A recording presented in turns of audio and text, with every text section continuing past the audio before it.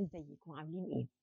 هتكلم معاكم النهارده عن جملة سمعتها من شخص آه مفروض انه محسوب على الاشخاص المثقفة المرموقة المتعلمة ال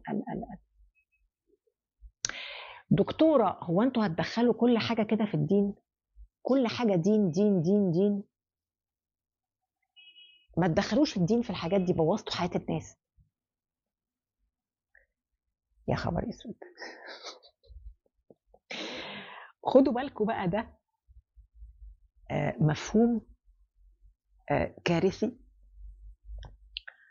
وهيوصلنا لحتت معرفش هنروح فين، لأنه إحنا بنلخبط كلمتين ملهمش علاقة ببعض، ومعرفش مين اللي زرعها في دماغنا كده، إمتى، الساعة كام حصلت، مش عارفة. الفرق بين الدين والتدين.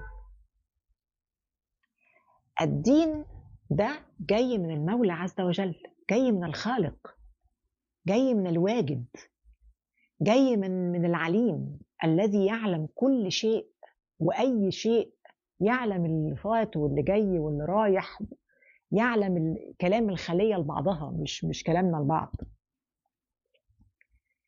فلما الخالق والواجد الكلام اللي منزله حضرتك عايز تفصله عن الدنيا اللي انت عارف، وهذا الشخص قائل هذه الجملة يعلم تماما انه هيموت، ويعلم تماما انه هيسأل، ويعلم تماما انها مش خالده لحد. ازاي؟ ولله المثل الاعلى، تشتري جهاز، بتمسك البتاع اللي هو البامفلت ده، ولا اللي هو اسمه ايه، الدليل الارشاد ده، وتقعد تذاكره عشان تشغل الجهاز. تقوم ربنا سبحانه وتعالى مديك منهج ومديك كتاب، تقوم تقول ابعد الكتاب ده عن السياسة، ابعد الكتاب ده عن الاقتصاد، ابعد الكتاب ده عن العلم، ابعد الكتاب ده عن التعاملات، ابعد الكتاب ده عن التفكير، ابعد ايه ده؟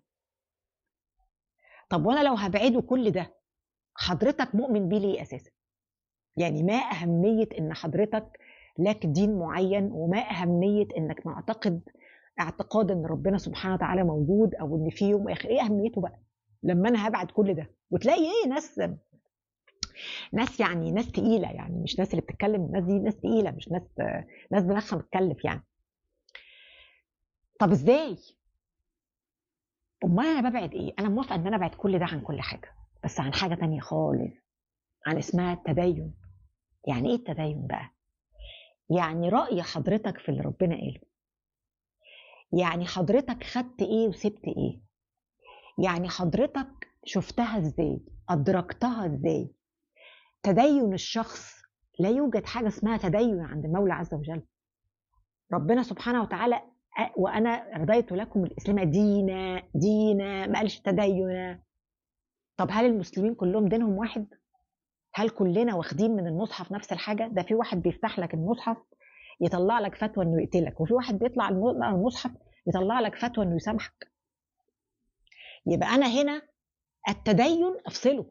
ما تجيش حضرتك تقول لي انا بفهم بقى كلام ربنا، امشوا ورايا، انا يعني ربكم الاعلى، وانا اللي بفهم، وباسم هذا الفهم ساحكم، او باسم هذا الفهم زي يعني اصنف، او باسم هذا الفهم هدي فرمانات بايه اللي صح وايه اللي غلط. لا طبعا، اسفه.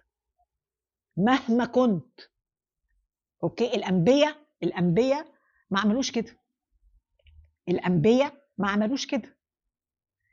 اوكي، فانت النهارده تدينك لنفسك، شايف الصح ازاي، شايف الغلط ازاي، شايف مين ربنا هيدخله الجنة، شايف مين ربنا هيدخله النار، مع نفسك يا فندم.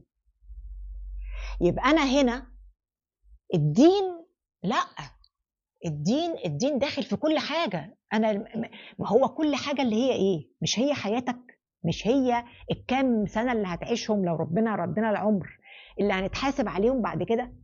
ده انا لازم امسك فيه، لانه هو ده المنهج، هو ده اللي همتحن فيه. ازاي ما ذاكروش؟ ازاي ما اقولش ده المنهج اللي انا همشي عليه، وهاخد منه ايه علشان اطلع من الاوائل. ده كأنك مدخل العيل المدرسة وتقول له مالكش دعوة بالحصص ولا بالمدرسة ولا كتب المدرسة، ذاكر اللي على مزاجك وشوف بقى هنجيب ايه في ازاي. يعني الدين هو المنهج اللي ربنا هيمتحنك فيه، ولكن انت بقى فتحت الكتاب بتاع الماث ولا بتاع الرياضة ولا بتاع واتيفر الحساب، وقعدت مسكت الكتاب وقعدت بقى ايه تعمل نوتس لنفسك وتطلع لنفسك أسئلة مهمة وتسيب حاجة وتمسك حاجة وتذاكر حاجة. هل تسمي ده منهج؟ يعني حضرتك رحت خدت الورقة اللي انت كتبتها دي قمت واقف في الفصل ولا في الدرس قلت لهم ذاكروا دي؟ مش من حقك، مش من حقك. هو حضرتك وزارة التربية والتعليم عشان تقول ذاكروا دي ودي اللي هيجي في الامتحان واللي مش هيذاكر دي ربنا غضبان عليه ولا هيسقط في الامتحان؟ انت مالك؟ دي مذاكرتك انت، ده تدينك انت، ما تفرضوش عليا. وعلشان كده ربنا سبحانه وتعالى في القرآن ما جابش غير سيرة 2 بس، أهل العلم وأهل الذكر. ما قالش بقى أهل التدين، ما قالش أهل الدين والصلاح، هو أهل الذكر وأهل الإيه؟ العلم. أهل الذكر ده الإنترنت دلوقتي بقى الذكر، إن أنا أخش على صفحة الأزهر الشريف أشوف حاجة ولا أطلع حاجة أصبحت ذكر. تليفون ألو بيقول لي ذكر.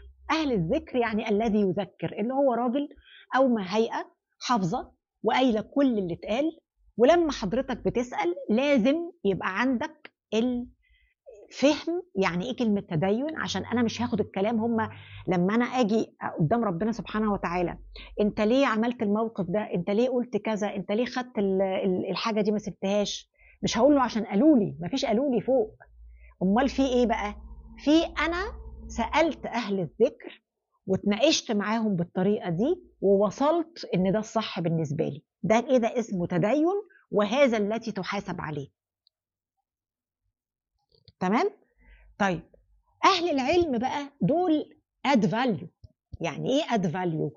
يعني انا مش بتكلم معاهم انا، يعني النهارده مثلا دكتور في العقيدة او دكتور في الحديث او دكتور في مقارنة الاديان، استاذ دكتور في جامعة، انا لو طالبة عنده هتكلم معاه، بس انا لو من الجمهور لا، ده هو بيطلع كتب، ده هو بيعمل ابحاث، ده هو بيطلع في برنامج، فانا لما بيتكلم ده بياد فاليو.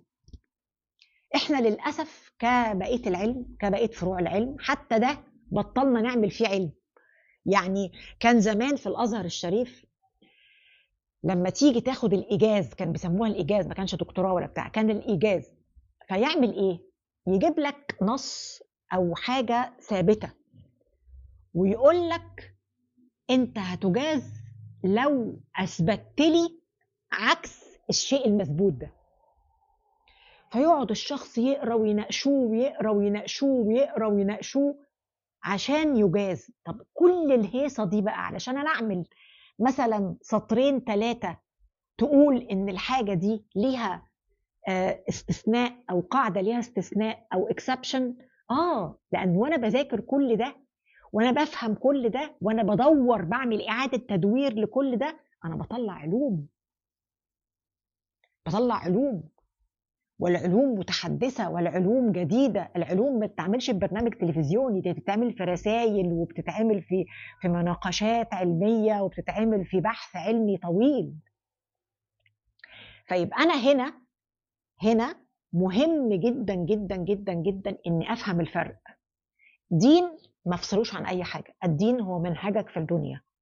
ربنا اختار الدنيا امتحان للدين فاداك منهج عشان ما يبقاش لك حجة، وحفظ لك المنهج لا هيتحرف ولا هيتزعزل، علشان ما تجيش تقول لا ده احنا سنة 2026 ده كلام بقى تاني غير 2400 ألف ومش عارفه كام. لا لا لا، هو اللي جه ليهم جاليك ووصل لك، وهو اللي هيوصل لو الدنيا وصلت لسنة كام، لأن ربنا حافظه.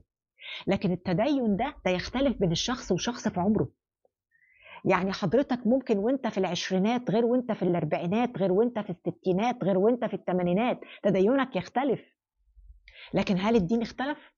لا، تأويله عند الله، الحق المطلق عند المولى عز وجل بس. لكن حضرتك باسم فهمك للدين تفرضه عليا؟ لا، هو ده اللي مرفوض يتعمل، هو ده اللي لازم افصله. يبقى انا بفصل التدين عن اي شيء، لكن بفصل الدين لا يفصل. فناخد بالنا من الحته دي، عشان هتخش في حته كده مش حلوه، وهتبقى ايه، قصه ملهاش رجعه. يا رب نكون استفدنا ورمضان كان حلو.